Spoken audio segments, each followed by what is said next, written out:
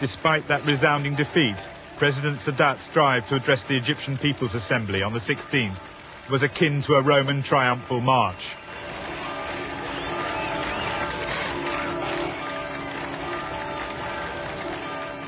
He and General Ismail were mobbed as they entered the assembly. They had given the Egyptian people a tremendous victory, restoring their national pride. In his address, President Sadat described the crossing of the canal as a miracle by any military standard, and went on to say the nation could feel safe and secure. It was now armed with a sword and a shield. But even as he spoke, a column of Israeli tanks was busy demolishing Egypt's shield. Not in Sinai, but in Africa. The Israelis had crossed the canal, and with no reserves to stop them, they were rampaging deep behind the Egyptian lines. Having identified the weak point where the Egyptian Second and Third Armies met north of the Bitter Lakes, the Israelis had launched a counterattack on the 15th under General Sharon, forcing a passage through the Egyptian bridgehead and across the canal, where it began destroying the missile sites. It had been a risky affair.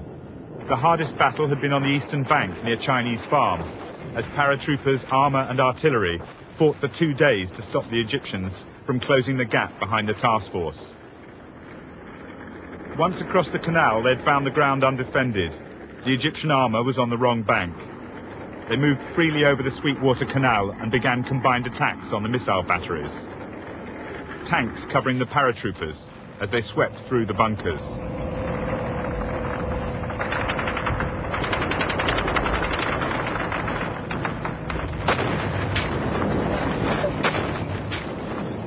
General Shazli was now at breaking point.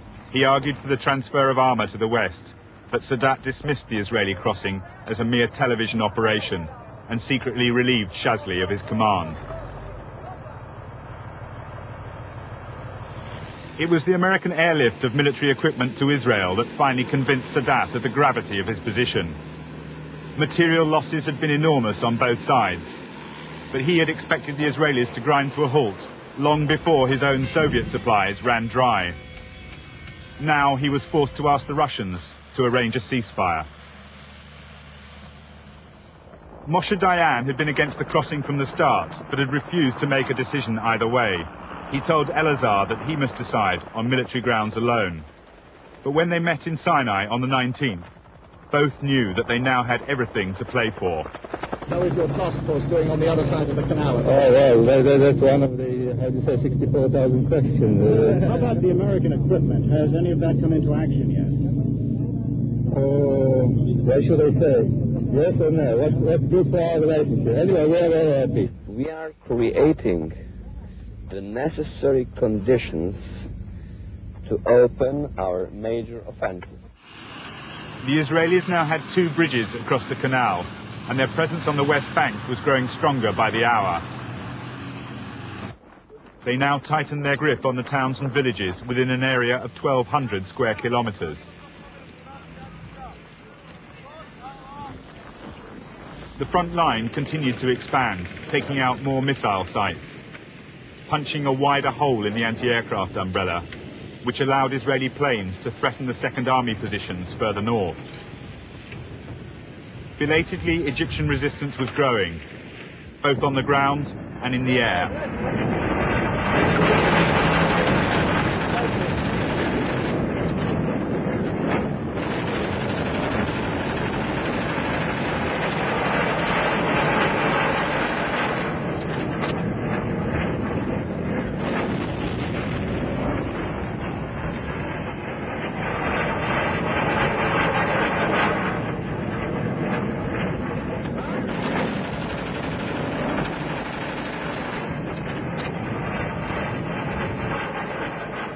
This air attack on the 22nd of October ended minutes before the announcement of a ceasefire.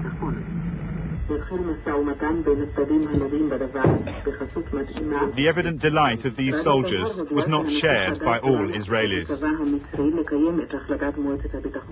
No, I don't agree, because the Egyptians think that they succeeded in this war. They think that if they have placed some few hundreds of soldiers and tanks in our bank of the canal, then they think that this is a victory for them. And when the Arabs think that they have won or they have a big victory, this encourages them. And the next thing you'll know is that in a year or two, we'll have another war and more casualties.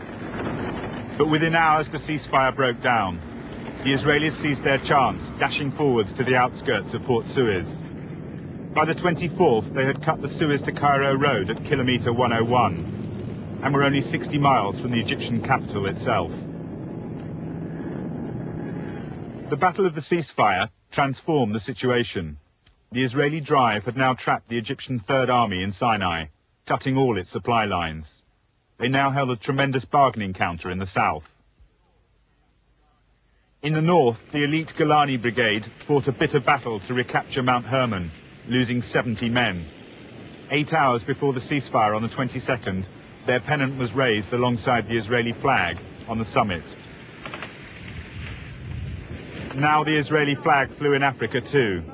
As the second ceasefire came into effect, the two armies watched each other warily across the canal from reversed positions. This time, United Nations troops had been sent to enforce it and to arrange the passage of supplies through Israeli checkpoints. It was a remarkable turnaround. The initial Egyptian triumph had been cut from under them. A whole army was now dependent on Israeli goodwill in order to survive. Each side had lost territory to the other, but with the missile shield torn open and 20,000 Egyptians captive in the desert, the Israelis now held the upper hand. At kilometre 101 on the Cairo road, for the first time ever, an Egyptian delegation arrived to negotiate directly with representatives of a country whose existence it did not even recognize. No one there would have believed that such a dialogue could continue, or that within 4 years, President Sadat would stand to address the Israeli parliament, at the heart of the country he had fought so hard to destroy.